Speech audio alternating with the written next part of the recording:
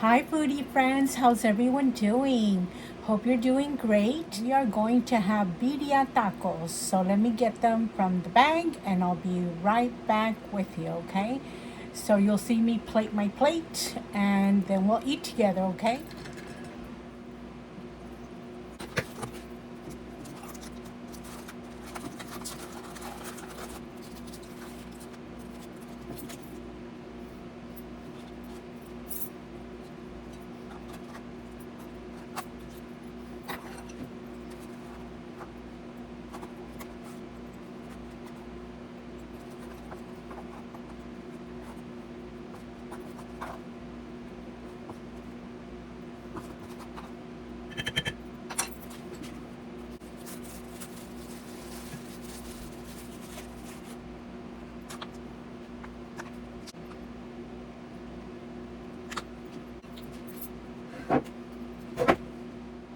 Welcome back, foodie friends. Okay, we've got it all plated up. We're having birria tacos. If I didn't mention it already, I think I did. That's the broth or the birria sauce. Here is beans. So, and I also, friends, have a true crime that I read, but there was a lot of information and some information I had to leave out so y'all could read in between the lines, and I'm going to use different words just so it's not too gruesome, I guess. Okay, these are grilled onions. And let's add some cilantro, hot sauce, and let's get to it, okay? Let's have a few bites before I start.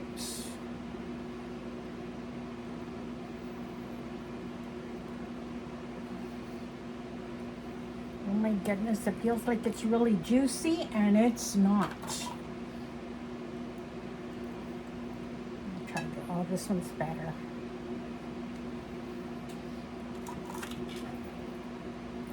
Okay, let's give it a try.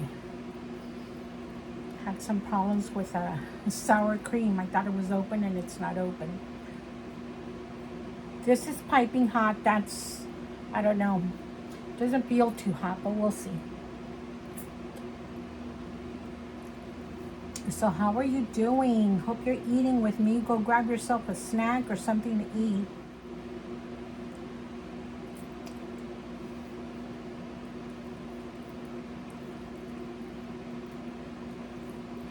This has butter, sour cream, bacon bits.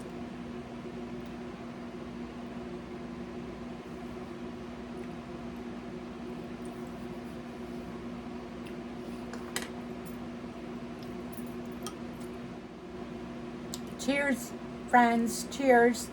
I didn't do a pour because I'm out of Coke Zero.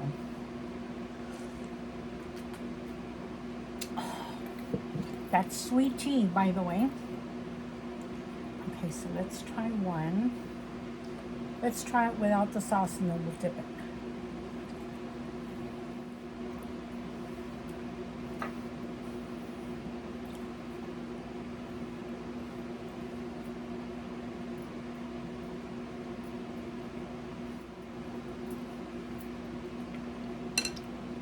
Okay, that's good. Really good. Some beans.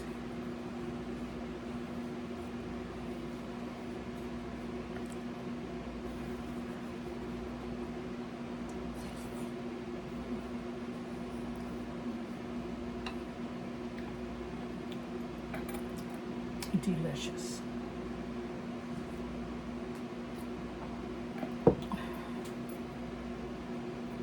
Okay, now let's try it in the sauce.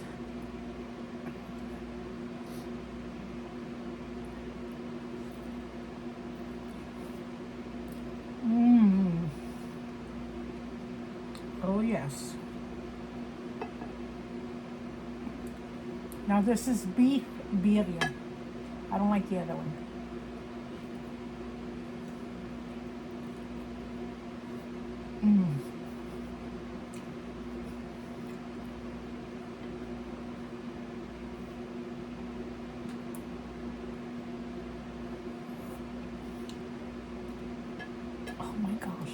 It is so good.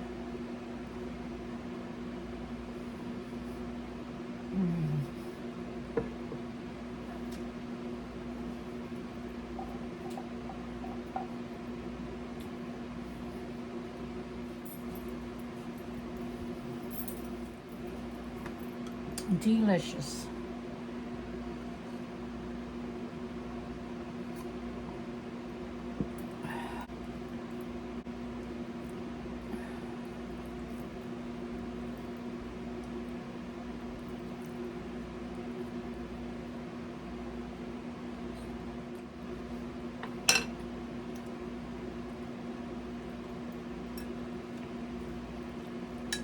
Oh my goodness, you guys, look.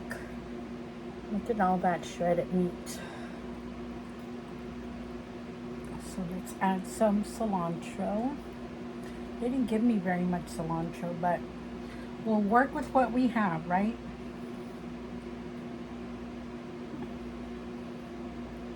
Already added lemon, but let's see if we can add some more. Yes. Hot sauce, and this green sauce is wicked. So just a few drops. Mm-hmm. Mm-hmm. Mm-mm-mm.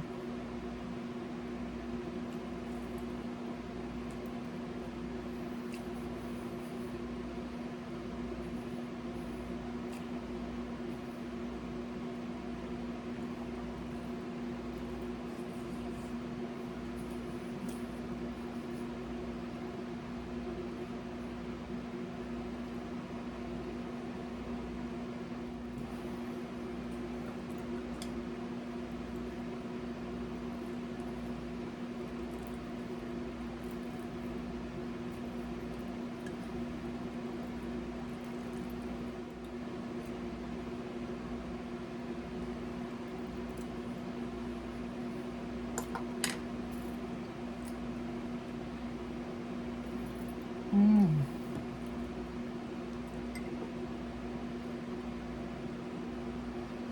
Come here closer to mama.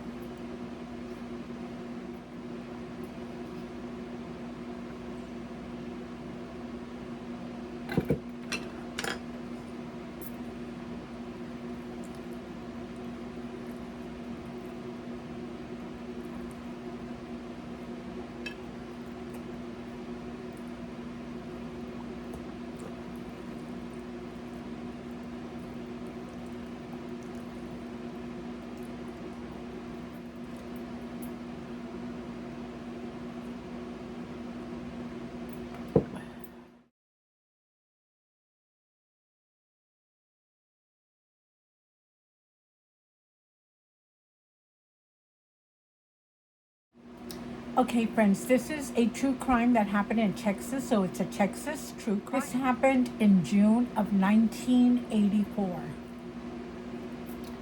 It was an execution-style murder. Enrique Henry de la Garza. He was 25 years old, and Erasmo Moroles was 29 years old. I know for sure Enrique Henry was from Weslaco. Erasmo Moroles, it doesn't say where he was from, but I am assuming, but I'm not 100% sure, he was also from Weslaco. Henry and Erasmo lived on top, they had like a loft apartment on top of a store that was called the Pickup Number 2 in Weslaco. It was on Texas Boulevard. Henry shared his apartment with Erasmo. I believe they were partners. when back in that day in this area of South Texas, that was kind of hush hush, unheard of. You didn't ask, they didn't tell, you just, kind of assumed, right? So there's someone who witnessed what happened. This was supposedly common law wife. Her name is Belinda Flores Gomez. The person who caused this is Valdemar Gomez Jr. He was 32 years old. So on a June afternoon in 1984, before gaining entry to the apartment, the allegations were at that time that Gomez had been snorting cocaine. He forced himself into the apartment of Henry and Erasmo.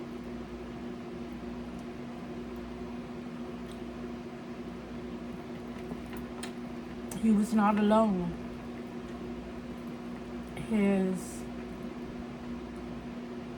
common law wife Belinda Flores Gomez was there with him. Followed him, went with him. I don't know, maybe she was forced to go. I don't know. Belinda says she didn't have a clue of what was going to happen that afternoon and what Gomez was about to do or what he was there for. She just went along with him. Forced himself into the apartment. There was an argument between Gomez and Henry. Erasmo was thought that he was not in the apartment, but actually he was sleeping in the bedroom, so he didn't hear anything.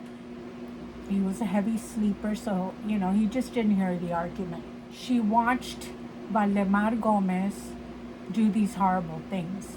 First, as he gained entrance, they argued and everything. Somehow, remember, he had been under the influence. Belinda had testified that when he went, I guess the way he first got Henry was in the altercation, they were struggling. The first hit was a bottle over the head. So Gomez struck Henry with a bottle over the head, which kind of dazed him a little bit. And during the struggle, he tied his hands behind his back because he was kind of in and out of consciousness from that bottle that struck his head. So he proceeds to tie his hands behind his back, and then he goes and leaves Henry there. Erasmo was in the bedroom sleeping. Gomez proceeded to look through the apartment. He was looking for something. So in the bedroom, he found Erasmo. He was sleeping. So Erasmo suddenly woke. They got into an altercation, they were fighting. And somehow, some way, Gomez was too powerful. So he overtook Erasmo and also tied his hands behind his back. What he used, we don't know. It doesn't specify. He had them both bound. Then Gomez goes to the bedroom. He's still looking for something, and somehow Gomez dragged Erasmo from the bedroom and made him come over to the same living room where they were, where Henry was. He forced Henry, somehow struggled with him. He took his gun out and execution style shot him in the back of the head. Where the pew was, I don't know, but he somehow got a hold of a fire extinguisher and proceeded to smash that fire extinguisher over the head of Erasmo, and he suffered a skull fracture. Now, with that skull fracture, it didn't kill him right away, so he was still struggling, trying to stay alive, being coherent exactly what was going on. Took a look at what was occurring, right in front. Erasmo at that point was still struggling in and out of consciousness because his head was severely injured. Henry stopped struggling, Henry stopped moving, and Henry stopped breathing. He stops moving and he stops breathing. So Henry at that point is unalive. Then Gomez, after what he did, he starts stabbing and stabbing and stabbing and stabbing many, many times Erasmo and Henry. There was everywhere. So Gomez eventually, from all the stabbing wounds, kills, unalives Erasmo. Henry is unalive. Erasmo's unalive. Now, Gomez found the bag of money. Him and Belinda got out of there. They didn't call for help. They didn't, they just got out of there before, somebody heard a gunshot or something and would arrive. Just a side note, I remember, I was young, everybody was going by there, right? Everybody was driving by. Everybody from the neighboring towns wanted to know what had happened, where it happened. And you could see prints, handprints on a big picture window that they had that was overlooking the street. On the other side of that house, that apartment, was the railroad track. I had a big picture window on the other side facing Kino Cafe, that's a very popular cafe diner that's been there since 1920s, 1930s. Crowds of people going by after this happened, right? And after the investigation was over. I don't know why they didn't clean that off of the window, but it was an attraction. Belinda was watching all of this that was going on. Maybe she was hiding her face, maybe she was turned, but she was listening. Now, the other story that she said that kind of contradicted what she had previously said was, yes, he had been struck with a bottle, then the hands were tied behind the back, then the pew-pew to the back of the head. He takes out a pew-pew and he hits him behind the head. He drops and it's over. He stops struggling. There was a struggles with Erasmo as well. Erasmo is waking up and he ties Erasmo's hands behind his back. Then he brings him over to the living room. And remember, he's got superpowers because he was doing that stuff before. So then he finds he gets a hold of a fire extinguisher and hits Erasmo over the head, crushing his skull, and Erasmo drops to the floor. Henry is seeing this. Then he proceeds to struggle with Henry, and this, just struggling. Gomez is looking through the apartment. He's looking. He finds a bag of money, and they get out of there. Him and Belinda get out with that bag of money. Apparently, the motive for this unaliving two people in such a horrible way was because one of them, I don't know if it was Henry or it was Erasmo, remember they lived over that convenience store, pickup number 2, and apparently one of them owed Gomez money.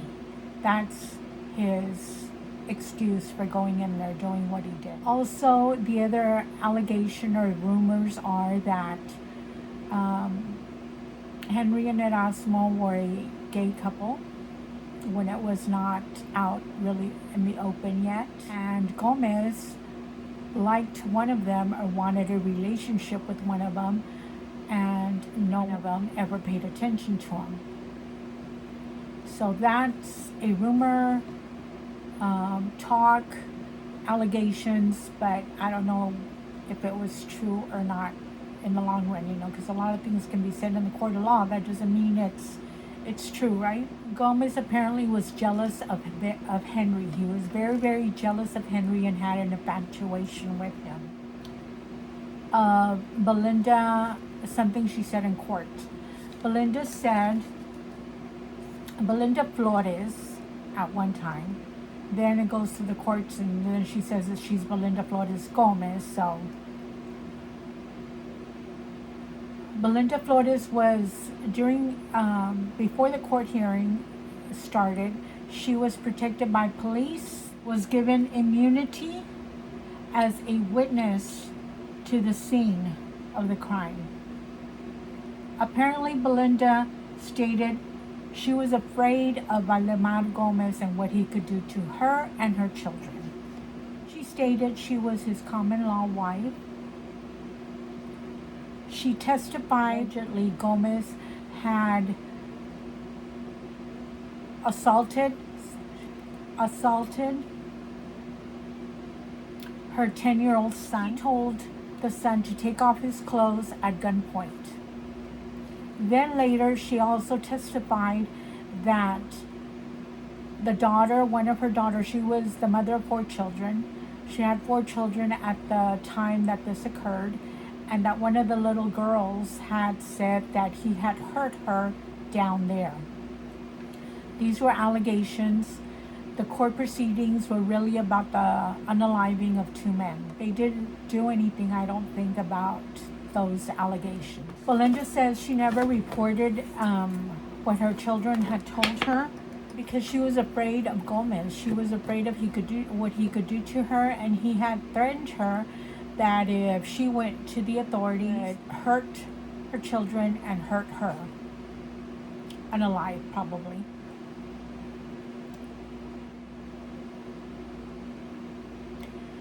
So what the prosecuting attorney offered her was protection while she was going to court and testifying. She was also released from being responsible for the actions that occurred on that afternoon. She testified, went through the whole thing in court, told him everything that had happened, the way it occurred, kind of like a timeline, how it happened. And then, his court-appointed attorney kept interrupting and, of course, defending his client, but she would just blurt out, like, he's a cold-blooded unaliver.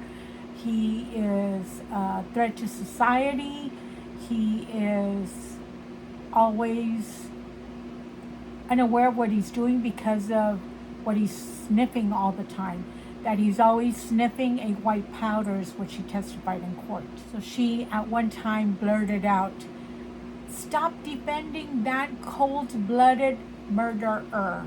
That if you don't keep him in jail forever, he will unalive someone else because he has unalived someone else a long time ago." Who that was, where it was, if it actually happened, or was it something Gomez, had told her that he had done before?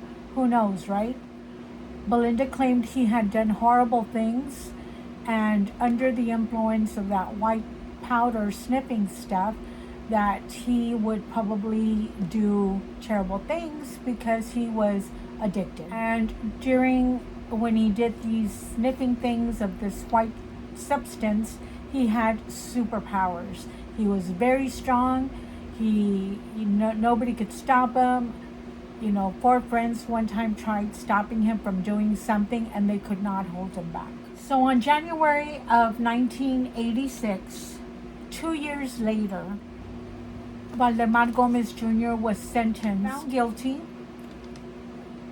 of the unaliving of Enrique Henry de la Garza and Erasmo Moroles. Sentencing was 2 life sentences being served consecutively with no possibility of parole. The judge stated that he was a threat to society. Back in 1984, when this occurred, Valdemar Gomez Jr. was 32 years old. He is currently 70 years old.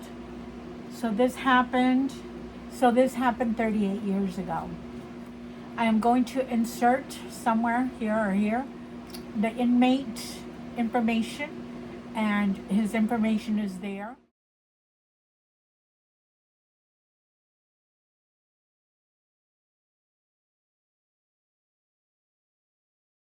He is serving those sentences for capital murder, and he's 70 years old, so he's been locked up all this time. I couldn't find any pictures of Henry or Erasmo, but it was a terrible crime, you guys, and it was a terrible crime back then, when if they were gay or were not, if they were a couple or were not, it was still a horrible unaliving of 2 men. and supposedly all because of money. Was it a hate crime? Was it a robbery? Who knows? Because I couldn't find very much. I would find a lot of information, but a lot of the information was the same or just a little bit distorted, different. So there you go. That's what happened. That's what illegal drugs will do to someone. That is what the greed of money will do. It's really a sad case, and yeah, that's what happened. He's serving life. So let's continue eating. If y'all have any questions, comment down below. I had to change a lot of things, you guys, because it was gruesome.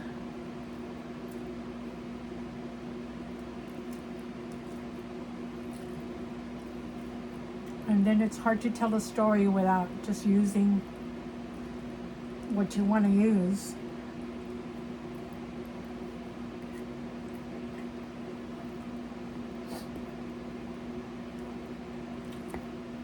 Without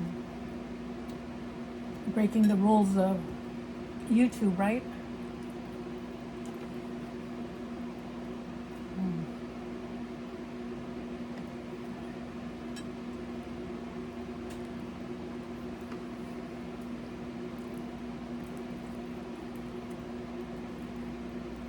So I hope you understood the story, the true crime.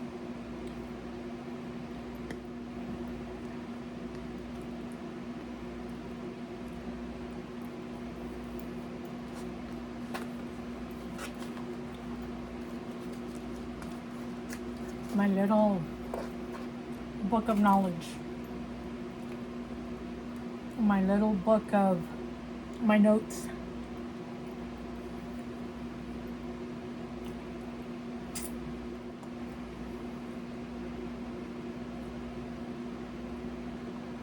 So tell me what you think. Had you heard about that? Some of these stories that I find, you guys, they're like, remember there was only newspaper back then? So some of the archives is has been uploaded or is on one of those microfiche things. Some of these newspaper places don't even exist anymore.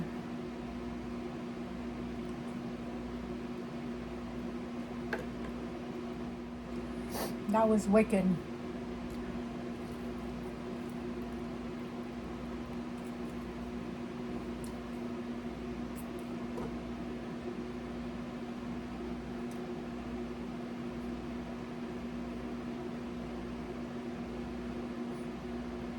They're not super hot, but they're hot.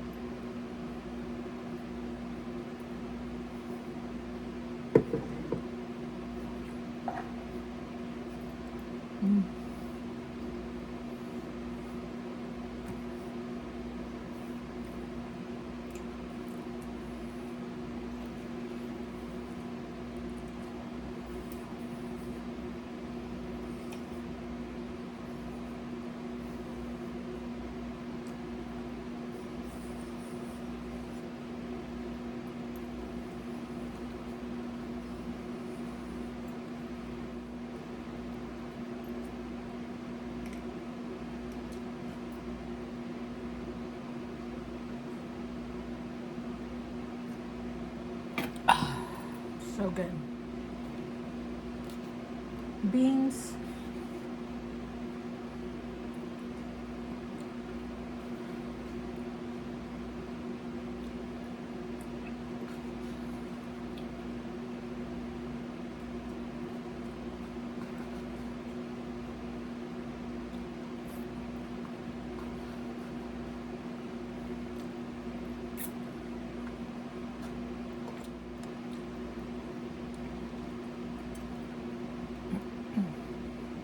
Y'all want me to do a true crime again?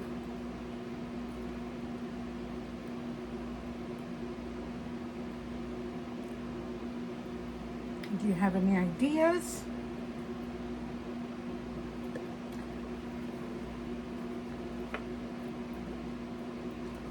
Any ideas of what? It's a lot of research, but I love it. I love true crime.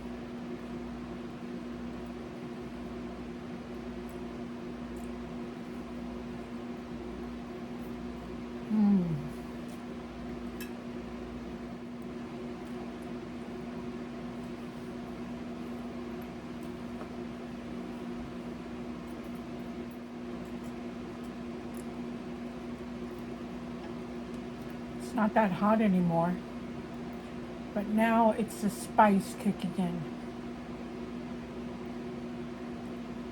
And it's real spicy still in my mouth, and of course we're adding more, right? You gave me red and green, 3 of each. So let's eat this last one. There was 4 in the order. It's called a combo. So it was 4 taquitos with baked potato. The beans, the birria, I guess, comes with it, right? Of course. And all the extras are the lemon, cilantro. There was raw onion. There was grilled onions. I only took the grilled onions. 3 hot sauces, green and red.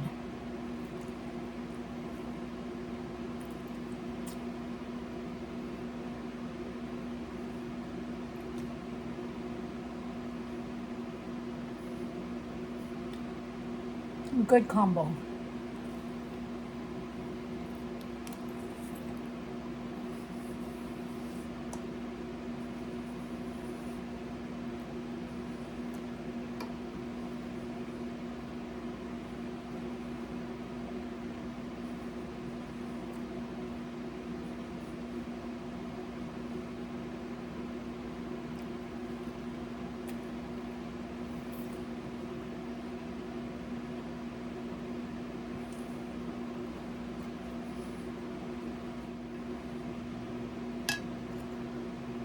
Also, friends, when I do these true crimes, I don't mean any disrespect to the families or the victims' families.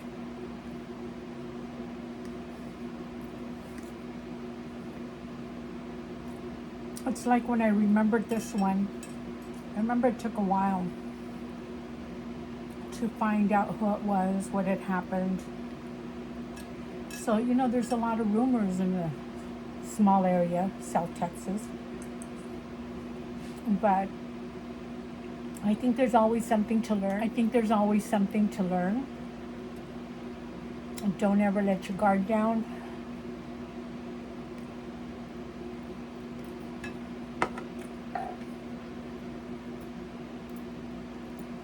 Of course, we don't know what's in the future for anyone, but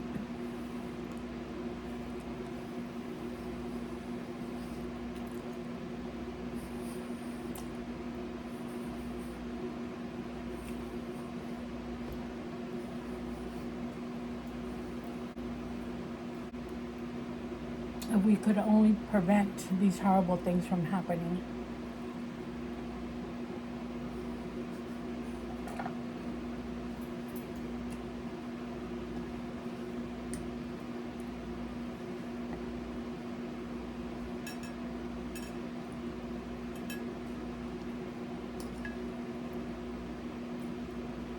Last bite.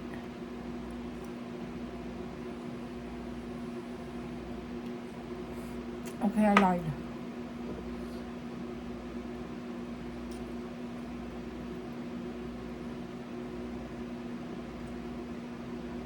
Last bite.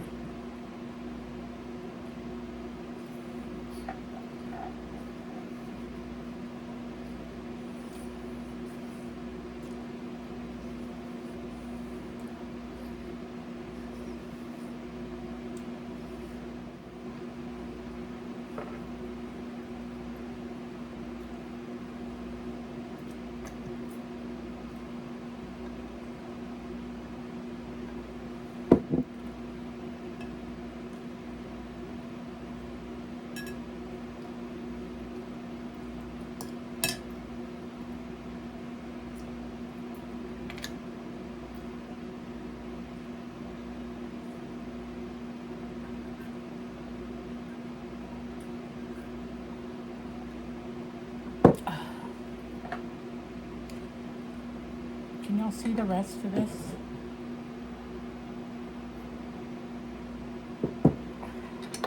So that is it, friends. That is all. Finished almost all of my food. Texas true crime was informative. And we just never know, right? And thank you for joining me. Remember, any suggestions, questions, comments, please hit it down below. If you haven't subscribed, please do so. Hit that notification bell and hit that thumbs up on your way out. I really, truly appreciate it, you guys. I love your comments. Like I said, if you have any suggestions on another true crime, do the Texas ones. I have a couple of them that I'm researching. That one was a lot. This one was a lot. So thank you for joining me, friends. I truly appreciate it, and we'll see you next time.